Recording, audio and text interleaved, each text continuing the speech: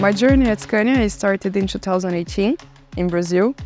I started as an intern, then I became an engineer, a project manager, then I moved to Sweden, where I started as a project manager as well, and today I'm a group manager of an amazing team. I feel excited to go to work because we always face new challenges and we work together as a team to solve the challenges. And I really like that spirit, working together as a team. In the last 2 months, I have undergone an intensive training program. I have onboard training, online, offline, digital session, and pre-study. And here I am in Sweden, learning about Scania production system. Currently, I'm working in Industrial Operation Asia-China project. The China project, it's a new workshop, an entire new factory that we are building from zero.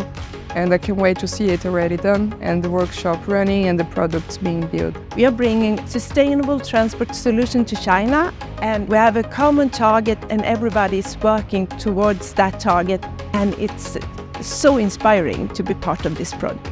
With my experience and my knowledge within finance, I think that I can really contribute to Scania and drive real change.